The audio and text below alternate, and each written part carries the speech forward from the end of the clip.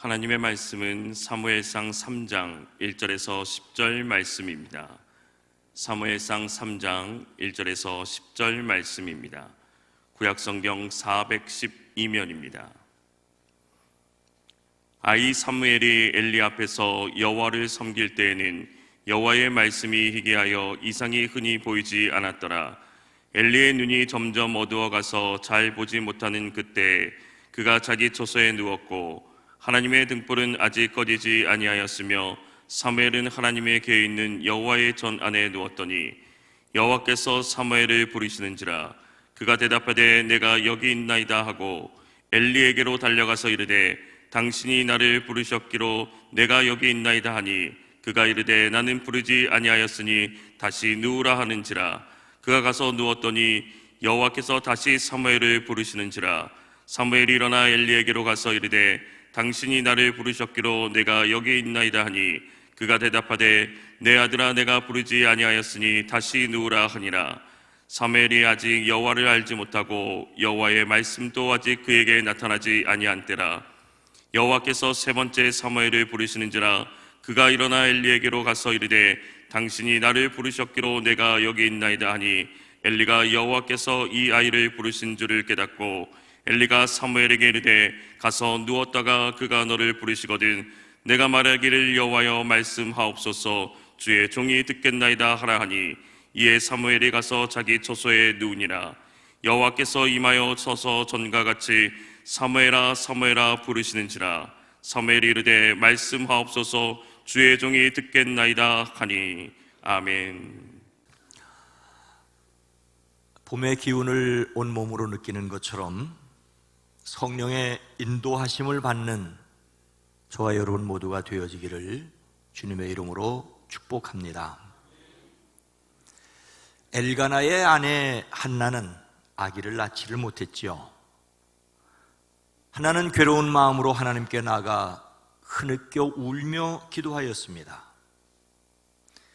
한나가 계속 기도드리고 있는 동안 제사장 엘리는 한나의 입술을 지켜보고 있었습니다.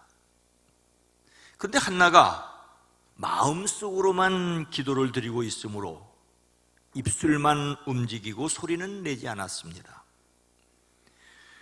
그러므로 엘리는 한나가 술에 취한 줄로 생각하고 그를 꾸짖지요. 언제까지 술에 취해 있을 것이요? 포도주를 끊으시오. 한나가 대답합니다. 제사장님, 저는 술에 취한 것이 아닙니다. 포도주나 독한 술을 마신 것이 아닙니다. 다만 슬픈 마음을 가눌 길이 없어서 저의 마음을 주님 앞에 쏟아 놓을 뿐입니다. 너무나 원통하고 괴로워서 이렇게 기도드리고 있습니다. 그러자 엘리가 말합니다. 그렇다면 평안한 마음으로 돌아가시오. 이스라엘의 하나님이 그대가 간구한 것을 이루어 주실 것이요. 한나가 말합니다. 제사장님, 이 종을 좋게 보시기를 바랍니다. 한나는 그 길로 가서 음식을 먹었습니다. 그리고 다시는 얼굴에 슬픈 기색을 띠지 않았습니다. 하나님께서 한나를 기억하셔서 엘가나 부부에게 다리 차서 아들을 낳게 하셨습니다. 한나는 하나님께 구하여 얻은 아들이라고 하여 그 이름을 하나님이 들으셨다, 하나님이 들으셨다라는 뜻으로 사무엘이라고 지었습니다. 한나는 하나님께 약속한 대로 사무엘을 젖될 때까지 기른 후 엘리에게 데리고 가서 성소에서 하나님을 섬기게 하였습니다. 그때 한나는 이렇게 찬양하였습니다. 주님께서 나의 마음에 기쁨을 가득 채워주셨습니다. 이제 나는 주님 앞에서 얼굴을 들 수 있습니다. 원수들 앞에서도 자랑스럽습니다. 주님께서 나를 구하셨으므로 내 기쁨이 큽니다. 주님 같으신 분은 없습니다. 주님처럼 거룩하신 분은 없습니다. 우리 하나님 같은 반석은 없습니다. 어린 사무엘은 엄마 품을 떠나 제사장 엘리와 함께 실로의 성소에 머물렀습니다. 대략 그의 나이가 5살쯤이라고 생각을 합니다. 유대인들은 서너 살에 젖을 떼는 경우가 흔하였고, 아기가 어머니를 떠나 있었으려면 최소 5살은 되었을 것이라고 생각하기 때문이죠. 어머니 한나는 명절마다 새 옷을 지어 올라가서 어린 아들 사무엘에게 입혔습니다. 이렇게 7년쯤 시간이 흘러 사무엘의 나이가 12살쯤이었습니다. 유대 역사가 요세푸스는 그에 져서 유대 고대사에서 당시 사무엘의 나이가 12살이라고 추정하였습니다. 고대 이스라엘 사회에서는 12살부터 본격적으로 사회활동에 참여할 수 있었기 때문이지요. 비록 어리기는 하였지만 드디어 활동할 수 있게 되었습니다. 하지만 당시 형편은 어떠하였습니까? 1절 말씀입니다. 함께 읽습니다. 아이 사무엘이 엘리 앞에서 여호와를 섬길 때에는 여호와의 말씀이 희귀하여 이상이 흔히 보이지 않았더라. 사무엘이 세상에 등장하여야 할 그 시대는 한마디로 말씀이 희귀하여 이상이 흔히 보이지 않았더라는 말로 표현됩니다. 여기서 희귀하다는 말은 보배롭고 귀중하다는 뜻입니다.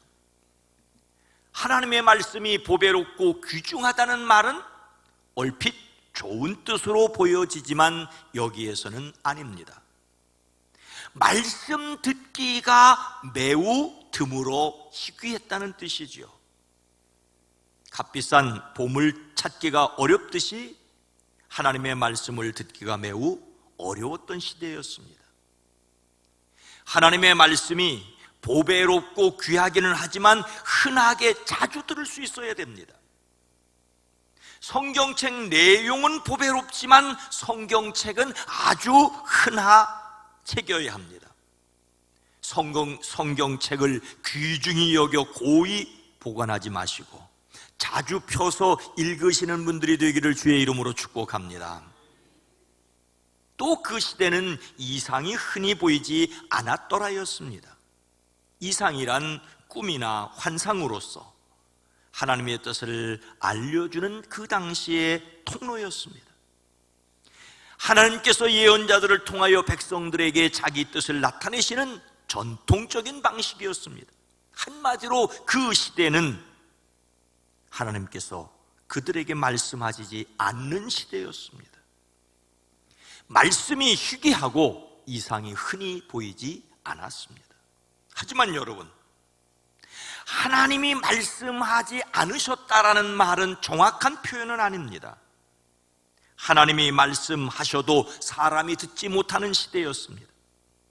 하나님께서 그들에게 말씀하실 수 없을 정도로 타락한 시대였다는 말이죠.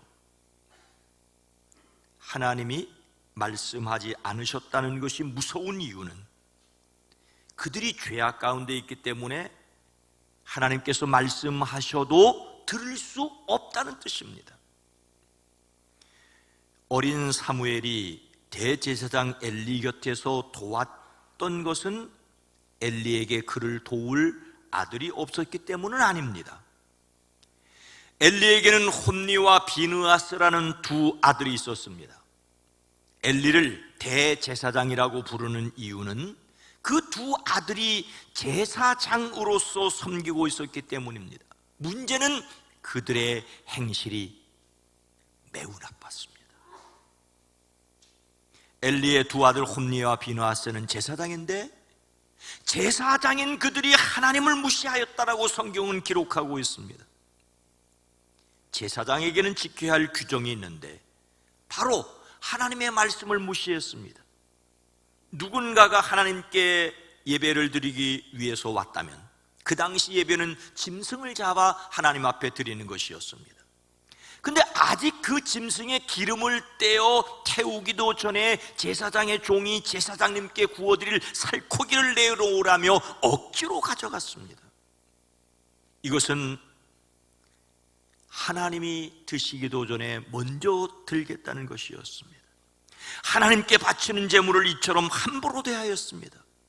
더욱이 회막 어귀에서 일하는 여인들과 동침까지 한다는 소문이 있었습니다. 아버지 엘리가 그들을 꾸짖어도 그들은 듣지 않았습니다. 제사장이 백성이 하나님께 드리는 제물을 자신의 몫으로 차지하는 것은 당연한 권리였습니다. 하지만 먼저 하나님께 먼저 드려야 했습니다. 근데 엘리의 두 아들 홈리와 비누아스는 그들의 몫을 먼저 챙겼습니다. 그런 그들은 한날에 죽을 것이라고 경고를 받았고 마침 그들은 그렇게 되었습니다.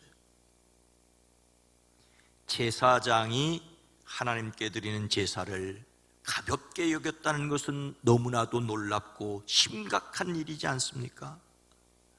하나님의 말씀을 전하는 사람들에 의하여 그 말씀의 권위가 땅에 떨어졌다면 얼마나 안타까운 일입니까?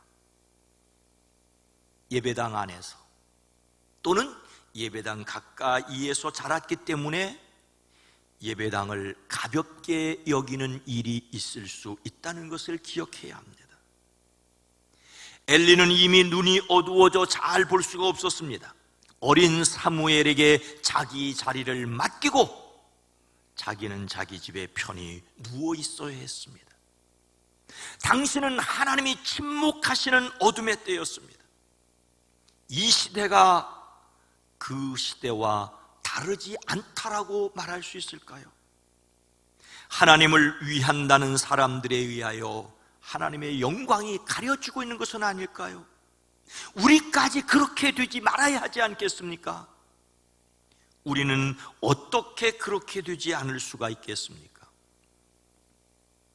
엘리의 눈이 점점 어두워졌습니다.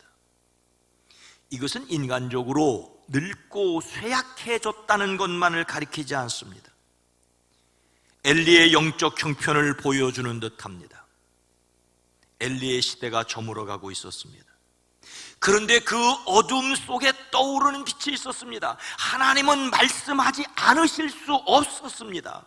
오늘 말씀은 하나님이 말씀하셨다라고 하는 것입니다. 4절 말씀입니다. 함께 읽습니다. 여호와께서 사무엘을 부르시는지라 그가 대답하되 내가 여기 있나이다 하고, 그의 시대를 분명하게 보여주는 말은 말씀이 희귀하였다라는 것입니다. 하나님이 말씀하실 수 없었던 때입니다. 말씀하셔도 듣지 않았습니다. 아버지가 죽음으로 내달리는 아들들에게 아무리 말하여도 도무지 들으려고 하지 않았던 것처럼 사람들은 귀를 막았습니다. 마치 그래서 하나님이 침묵하시는 것처럼 보였습니다. 그러나 하나님은 계속해서 침묵하실 수 있는 분이 결코 아닙니다. 사무엘은 어머니 한나의 기도로 태어났지요. 간절히 서원하여 기도하였던 대로 어린 나이에 대제사장 엘리에게 맡겨져 성소에서 자랐습니다. 그런 그에게 하나님께서 찾아오셔서 말을 건네셨습니다. 하나님께서 사무엘을 찾아와 그의 이름을 부르십니다. 사무엘은 즉각 내가 여기 있나이다 라고 말하였습니다. 그리고는 엘리에게로 달려갔습니다. 하나님께서 사무엘을 부르셨는데 그는 하나님이 부르신다고 생각조차 하지 못했습니다. 엘리가 자기를 찾고 있다고 생각하고 엘리에게로 달려갔습니다. 그러나 엘리는 자신이 부르지 않았다며 다시 돌아가 잠을 자라고 합니다. 계속해서 6절 말씀입니다. 함께 읽습니다. 여호와께서 다시 사무엘을 부르시는지라 사무엘이 일어나 엘리에게로 가서 이르되 당신이 나를 부르셨기로 내가 여기 있느라 하니 그가 대답하되 내 아들아 내가 부르지 아니하였으니 다시 누우라 하니라. 하나님께서 두 번째로 사무엘을 부르셨습니다. 하나님의 부르심을 엘리가 부른다고 오해하고 엘리에게로 달려갔다 돌아와 다시 잠자리에 누운 그 사무엘을 하나님께서 다시 부르셨습니다. 그런데 역시 사무엘은 다시 엘리에게로 달려갔습니다. 사무엘이 들은 말은 내가 부르지 아니하였으니 다시 누우라는 말이었습니다. 사무엘은 젖을 뗀 후 아마도 5살 때쯤부터 12살이 되도록 엘리 곁에 있었습니다. 그러나 사무엘이 아직 여호와를 알지 못하고 여호와의 말씀도 아직 그에게 나타나지 아니한 때라고 말하고 있습니다. 사무엘은 하나님이 계시다라고 하는 것을 분명히 믿었을 것입니다. 그러나 그 하나님이 자신을 찾아와 말씀하시는 분이라고 하는 사실은 상상도 못하였습니다. 앞서 엘리의 두 아들 홈리와 비느하스도 하나님을 알지 못하였다라고 하였습니다. 하나님께 예물을 드리는 제사장이 하나님을 알지 못하였다고, 그들이나 사무엘이나 예물을 받으시는 하나님을 알고 있었을 것입니다. 하지만 하나님과 인격적인 사귐으로서 교제는 없었습니다. 사무엘도 하나님의 음성을 들어본 일이 아직 없었습니다. 하나님의 말씀도 아직 사무엘에게 나타나지 않은 때였습니다. 그는 제사장 엘리 곁에서 하나님에 관하여 많은 것을 배웠을 것입니다. 그러나 하나님께서 임하셔서 직접 음성으로 말씀하시는 것을 들어보지 못했습니다. 아마도 제사장 엘리조차 하나님의 음성을 들어본 것이 언제인지 모를 아득한 일이었을 것입니다. 그래서 하나님이 부르시는 음성을 듣고도 사람에게로 달려가는 사무엘이었습니다. 그런데 중요한 것은 이런 사무엘을 하나님께서 포기하지 아니하시고 다시 찾아와 부르셨다는 것입니다. 8절 말씀입니다. 함께 읽습니다. 여호와께서 세 번째 사무엘을 부르시는지라 그가 일어나 엘리에게로 가서 이르되 당신이 나를 부르셨기로 내가 여기 있나이다 하니 엘리가 여호와께서 이 아이를 부르신 줄을 깨닫고. 참으로 놀라우신 하나님이십니다. 하나님께서 사무엘을 계속해서 부르시는데 자신을 부르시는 분이 하나님이신 줄 모르고 계속해서 엘리에게로 달려가는 그 사무엘을 다시 찾아와 부르시는 하나님이십니다. 비로소 엘리는 사무엘을 부르시는 분이 하나님이신 줄을 깨달았습니다. 그동안 엘리는 미처 하나님께서 사무엘을 부르신다는 것을 생각지 못하였습니다. 하지만 같은 일이 3번씩이나 반복되자 자신도 까마득히 잊고 있었던 것을 기억했습니다. 어쩌면 자신이 하나님의 음성을 들어본 지 언제인지 알 수 없지만 그래도 하나님이 이 아이를 부르신다는 것을 직감했습니다. 엘리는 영적으로 매우 둔한 사람이었습니다. 하지만 영적인 것을 알아차리고 조언해 줄 수 있는 눈이 아직은 있었습니다. 그리고 드디어 네 번째 부르십니다. 10절 말씀입니다. 함께 읽습니다. 여호와께서 임하여 서서 전과 같이 사무엘아 사무엘아 부르시는지라 사무엘이 이르되 말씀하옵소서 주의 종이 듣겠나이다 하니. 하나님께서 4번씩이나 사무엘을 부르셨습니다. 여기서 부른다는 말은 도움을 청하기 위해 부른다는 뜻을 가지고 있습니다. 그냥 한번 불러오는 것이 아니라 도움을 청하거나 어떤 일을 부탁하기 위한 목적을 가지고 부르는 것을 말하고 있습니다. 하나님께서 사람에게 도움을 청해야 할 일은 없습니다. 그러나 그 사람을 사용하기 원하시는 하나님이십니다. 우리를 통하여 하나님의 일을 이루시기 원하시는 그분을 알아야 합니다. 물론 하나님은 친히 일하십니다. 때때로 가만히 있어서 하나님께서 일하심을 보라고 합니다. 그러나 또한 하나님께서 자신의 일을 위하여 우리를 부르심을 보아야 합니다. 하나님께서 사람을 택하시고 찾아와 부르십니다. 하나님은 선지자들을 통하여 여러 부분과 여러 모양으로 말씀하셨습니다. 마지막 날에는 아들을 통하여 사람들에게 말씀하십니다. 한 번, 두 번, 세 번, 네 번이 아니라 거듭거듭 셀 수 없이 많은 경로를 통해 수없이 말씀하시고 찾아와 우리를 만나기를 원하십니다. 찾아와 부르시는 하나님을 믿으시기를 주의 이름으로 축복합니다. 합당한 일꾼을 직접 찾아오셔서 부르시고 사명과 능력을 주셔서 함께 일하게 하십니다. 예수님이 이 세상에 오셔서 제자들을 부르시고 세우시고 보내십니다. 갈릴리 해변으로 나가 친히 제자들을 부르셨고 세관에 앉아있는 마태를 친히 불러 제자로 삼으셨습니다. 예수님은 제자들을 보내시며 너희는 세상의 빛이라고 말씀하십니다. 세상에 빛이 필요한 이유는 세상이 어둠으로 가득 찼기 때문이 아닐까요? 예수님은 말씀하십니다. 이와 같이 너희 빛을 사람에게 비추어서 그들이 너희의 착한 행실을 보고 하늘에 계신 너희 아버지께 영광을 돌리게 하여라. 사무엘이 등장할 수밖에 없었던 그 시대는 영적으로 어둠이었습니다. 말씀이 희귀하여 이상이 흔히 보이지 않았습니다. 그래서 그 어둠을 밝히기 위하여 사무엘을 친히 찾아와 부르십니다. 거듭하여 말씀하셔도 깨닫지 못하는 그 사무엘을 찾아와 거듭 말씀하십니다. 그렇게 하나님은 일할 사람을 부르십니다. 오늘 이 시대가 어둡다고요? 그래서 세상에 빛이 될 사람을 하나님께서 부르십니다. 하나님의 부르심에 대한 확신을 가지시기를 주의 이름으로 축복합니다. 우리는 하나님의 부르심에 어떻게 해야 할까요? 먼저 9절 말씀입니다. 함께 읽습니다.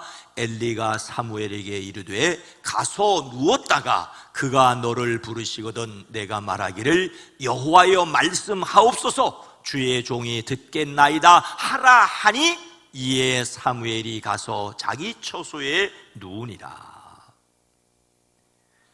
어둠의 시대를 밝힐 사명을 주시려고 하나님께서 사무엘을 택하시고 찾아와 부르셨습니다. 그러나 아직 사무엘은 하나님의 부르심에 대한 경험이 전혀 없었습니다. 그런데 늦었지만 엘리가 알아차렸지요. 그리고 사무엘에게 그가 할 일을 정확하게 알려주었습니다. 저는 여기에서 엘리를 위한 변명을 좀 해야 하겠다는 생각이 듭니다. 엘리는 한나가 간절히 기도하는 것을 술에 취한 줄로 알고 언제까지 술에 취해 있을 것이라며 막말을 하지 않았습니까? 그러나 엘리의 말을 듣고는 그렇다면 평안인 마음으로 가라고 축복해 주었습니다. 엘리는 여전히 축복하는 사람이었습니다. 엘리는 아들들이 저지른 온갖 잘못을 상세히 하게 듣고는 그들을 타일렀습니다. 너희가 어쩌자고 이런 일을 하느냐? 너희가 저지른 악행을 내가 이 백성 모두에게서 듣고 있더라. 이놈들아 당장 그쳐라.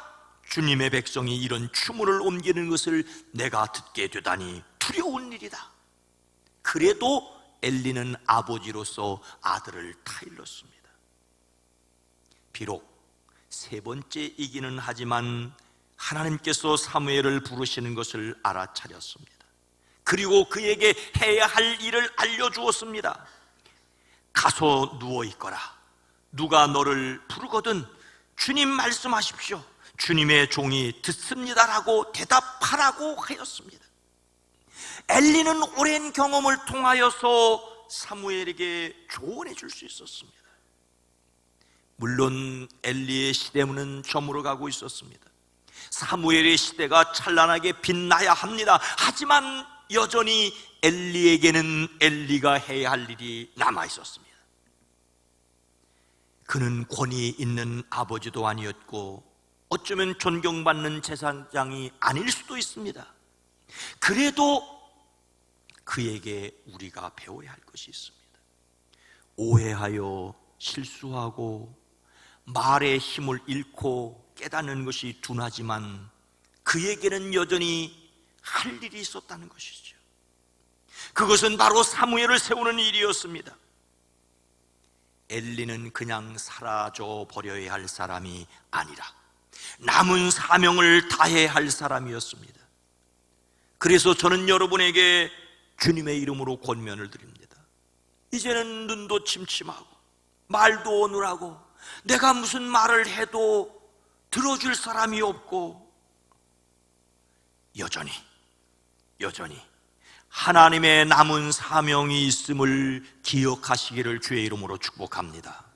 사무엘을 사무엘답게 하는데 엘리가 쓰임을 받았습니다. 그래서 우리는 결단해야 합니다. 10절 말씀입니다. 함께 읽습니다. 여호와께서 임하여 서서 전과 같이 사무엘아 사무엘아 부르시는지라 사무엘이 이르되 말씀하옵소서 주의 종이 듣겠나이다 하니. 엘리의 사명은 하나님의 부르심에 사무엘이 말씀하십시오 주의 종이 듣고 있습니다라고 말하게 하는 것이었습니다. 근데 여기서 기억해야 할 것이 있습니다. 앞서 엘리는 아버지로서 아들들에게 할 말을 다 했죠. 아니 심한 말을 했습니다. 이놈들아 당장 그쳐라. 주님의 백성이 이런 추문을 옮기는 것을 내가 듣게 되다니 두려운 일이다. 하지만 아버지가 꾸짖어도 그들이 아버지의 말을 듣지 않았지요. 더 이상 말릴 수 없는 지경이 되었으니 아버지 엘리가 말려도 듣지 않았습니다. 그러나 사무엘은 듣지 않았습니까? 사무엘이 하나님의 음성을 들을 수 있도록 도울 수 있었지 않았습니까? 친아들이 듣지 않아도 남의 아들은 들을 수 있다는 것이 놀랍지 않습니까? 내 아들이 듣지 않는데, 내 자식이 듣지 않는데 남의 자식이 들어봐야 무슨 소용이냐고. 아니, 우리는 모두 하나님의 사람으로서 하나님의 남은 사명을 감당해야 합니다.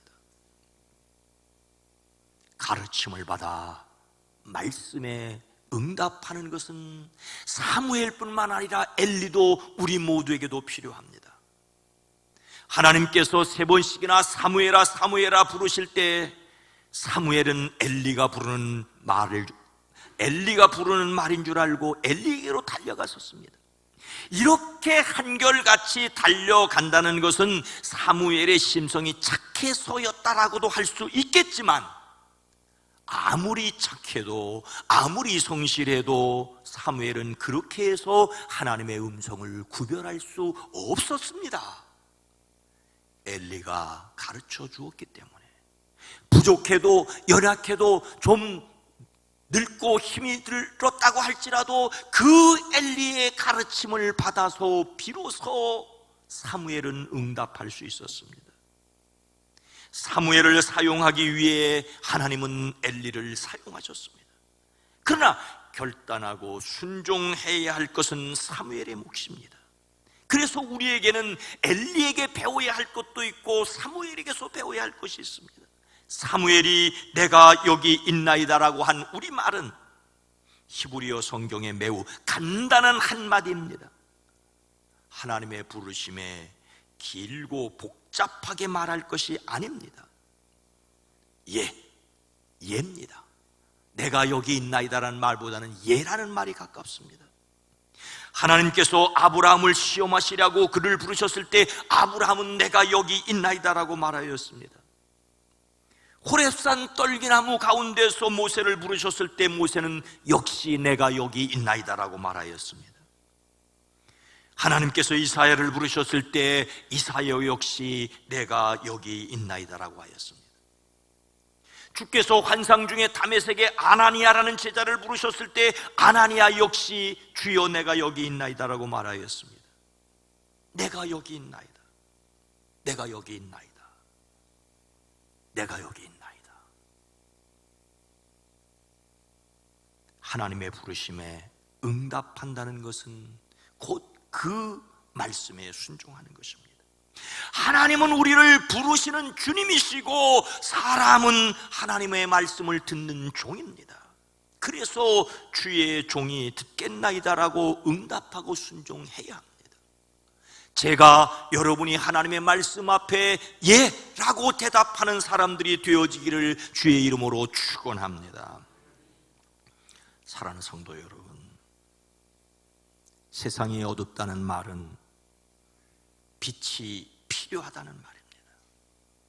예수님은 우리를 부르시고 우리를 향하여 너희는 세상의 빛이라고 말씀하셨습니다.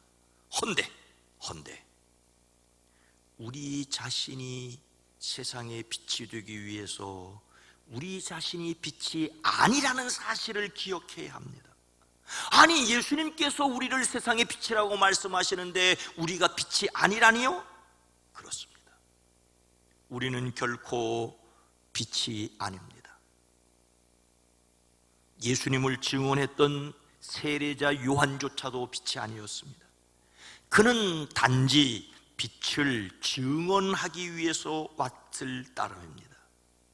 생명을 주시는 참빛은 오직 예수님 한 분이십니다. 예수님 그 이름을 믿는 사람들에게는 하나님의 자녀가 되는 특권을, 권세를 주셨습니다. 그래서 우리는 비로소 세상의 빛이어야 합니다. 우리는 예수님을 믿음으로 우리 안에 들어와 계시는 참빛인 예수님을 세상에 드러내는 빛이어야 합니다. 예수님은 빛을 드러내는 발광체라면 우리는 빛을 드러내는 사람이 아니라 예수님의 빛을 반사하는 반사체라는 정도로 설명을 할 수 있을 것입니다.